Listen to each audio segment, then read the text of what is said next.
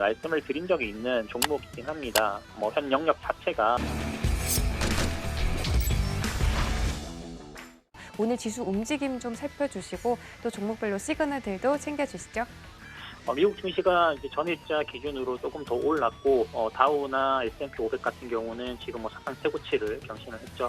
나스닥 경우도 지금 사상 최고치 부근에서 계속 좀 저항을 받고는 있는데 뚫을 것으로 봅니다. 현재 기업들 같은 경우 S&P 기업들 소속 기업 중에 약 144개가 실적 공개했는데 80% 이상이 지금 어닝 서프라이즈입니다. 그만큼 미국 기업의 실적은 견고하다는 그런 관점으로 좀 보시기 바라고요.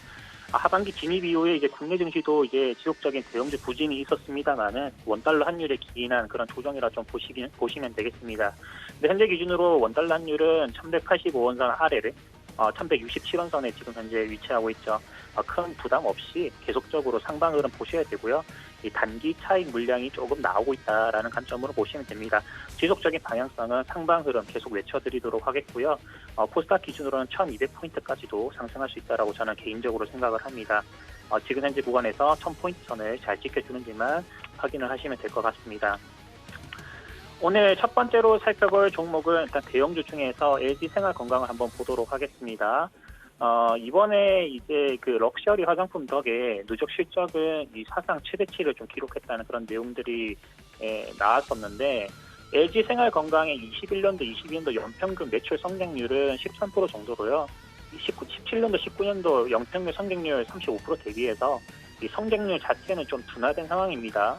10년도 후에 이제 매출액이 1조 원을 좀 돌파한 이후에 이 중국 쪽에서 이 럭셔리 시장, 화장품 시장에서 입지를 공고하긴 했는데 고성장을 계속해서 거듭해 왔다는 점에서 그 이상의 어떤 모멘텀을 만들 수 있을지에 대한 부분들은 조금 더 지켜봐야 한다는 의견을 좀 드리고 싶습니다. 그만큼 이 실적에 대한 부분들이 주가로 반영이 되었기 때문이죠. 3분기 국내 화장품 역시나 이 안정화를 좀 이루고는 있지만은 생활용품이라든가 음료 베이스가 좀 부담이 되는 시점이고 이 중국의 마케팅 경쟁이 좀 계속되는 측면들, 그래서 1위를 견제하려고 하는 그런 모습들이 계속 있기 때문에 성장보다는 앞으로의 수익성 악화에 대한 부분들도 좀 우려스러운 부분입니다. 화장품보다는 의류 쪽으로 좀 더 관심을 가질 필요가 있겠다는 그런 섹터적 의견도 같이 좀 드리고요. LG생활건강의 실적을 이 사업부별로 보면은 이 화장품 업계의 어떤 사업부의 타격이 좀 심했긴 했습니다. 중국의 광군제라든가 미국의 어떤 블랙 프라이데이 어떤 대규모 쇼핑 행사를 앞둔 시점에서 이 발생했었던 글로벌 물류 대란에 대한 부분들이 대출 기회가 좀 손실됐기 때문으로 좀 보시면 되겠고요. 여전히 물류 대란에 대한 부분들은 현재 진행형입니다. 현재는 가격 기준으로 135만 원 선을 좀 회복하는 것이 중요하고요. 회복 시에 150만 원의 추가 상승도 있겠지만은 지금은 그냥 관망을 하시고 좀 더 지켜보시라는 의견을 먼저 좀 드리도록 하겠습니다. 두 번째로 살펴볼 종목은 티플렉스입니다.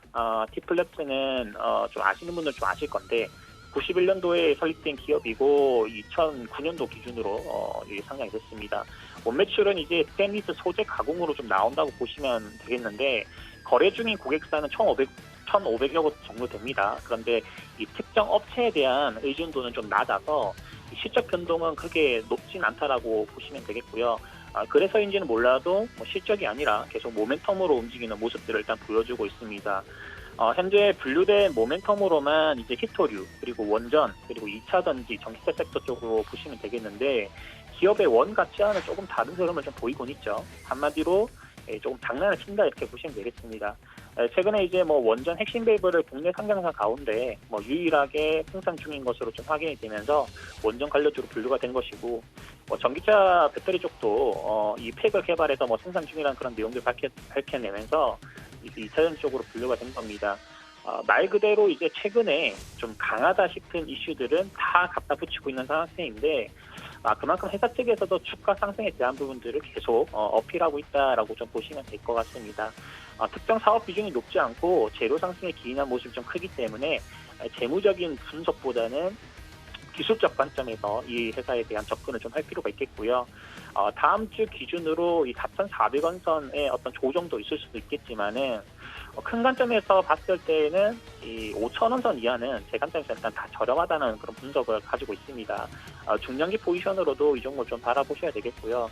최소 목표가는 6,000원 선까지 보셔도 될 거라는 그런 말씀 좀 드리도록 하겠습니다. 그래서 모멘텀이 워낙 강하기 때문에 어떤 재무적인 부분들을 모두 해소한다라는 관점, 이 점을 좀 체킹해 주시면 좋을 것 같습니다. 마지막으로 살펴볼 종목은요, HMM입니다. 오늘 주가가 좀 많이 빠지고 있죠. 공시에 대한 어떤 부분들을 좀 말씀드리려고 하는데, 근데 일전에도 제가 한번 말씀을 드린 적이 있는 종목이긴 합니다.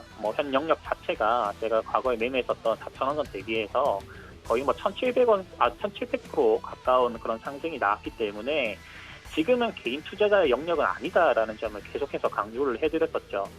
기존에 보유하셨던 분들, 바닥에서 사셨던 분들의 어떤 영역이라고 지속적으로 제가 말씀을 드려왔습니다. HMM은 이번에 191회차 무보증 사무전환 사채에 대한 중도상환 청구권 행사를 좀 결정을 했습니다. 6천억 규모의 연구체고요. 이 부분에 대한 중도상환이라고 좀 보시면 되겠습니다. 해당 사채 이제 표면 이자율은 연 3%였고 사채 발행일로부터 5년이 되는 날부터 해서 이 스텝업 조항에 따라 가지고 연 3% 이율이 더해지는 구조 때문에 중도 상환이 결정이 나온 것으로 좀 보시면 될 것 같습니다. HMM에서는요, 최근에 주가가 많이 올랐기 때문에 당연한 선택지라고 보시면 되겠고, 컨테이너 운임 폭등과 수익성 개선, 그리고 12,000에서 24,000톤급의 어떤 컨테이너선 조기 확보 효과로 21년도 기준으로 상반기 2년 현금만 1조 5천억 수준입니다. 부담이 되는 부분들은 빠르게 해소를 하자는 그런 회사 측의 결정이겠죠. 이번 사채의 채권자는 한국해양진흥공사입니다. KDB 산업은행의 해운업 지원을 위해서 설립된 그런 정부 기관이라고 보시면 되겠고요. 22년도까지 예정된 이 해운대공 5개년 계획을 추진하는 기관 쪽입니다. 지난 2분기 이제 KDB 산업은행 역시나 3천억 규모로 이 전환 청구권을 좀 행사를 한 바 있고요. 거의 동일 기관 쪽이라고 좀 보시면 되겠습니다. 국가 기관에서 지금 이 HMM이라는 회사를 좀 끌어올리고 있다라는 관점 보셨으면 좋을 것 같고, 지금은 차익 실현의 관점으로 좀 진행이 되고 있다라는 관점으로 보시면 될 것 같습니다. 현재 191회차 기준으로 연구채 전환 가액은 7,173원이고 100% 전환 시에 약 8,300만 주 가까운 어떤 이 주식수가 신규 발행되게 됩니다. 그래서 총 발행 주식수는 4억 8,900만 주 정도 되고요.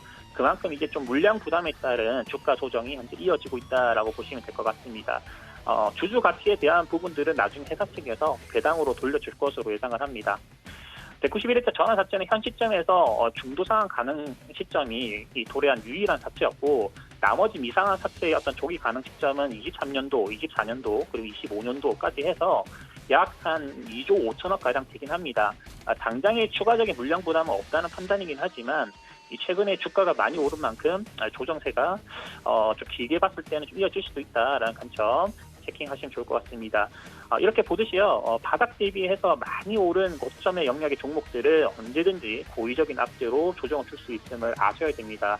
아예 안 쳐다보는 게 인지상정이고요. 최근에 물어보셨던 분들, 개인 투자분들이 굉장히 많은데, 지금 현 구간, 지금 자리 같은 경우는 고수의 영역입니다. 바닥 대비해서 1,300%, 1,700% 이렇게 올라왔는데, 이런 류의 종목들을 건드는 게 아니라 항상 저렴한 종목, 항상 저평가 받고 있는 종목, 항상 이슈화 되고 있지 않는 종목들 위주로 종목을 컨택을 하셔서 매매를 하셔야 실질적인 투자이지, 지금 현 구간은 투기의 관점에서 투기꾼들이 노는 그런 구간이라고 좀 보시면 될 것 같습니다. 그래서 오늘 세 종목 정도 말씀드렸는데요. LG생활건강 같은 경우는 좀 더 관망을 하셔라라는 관점 설명드렸고요. 피플렉스 같은 경우는 정말 모멘텀은 많다.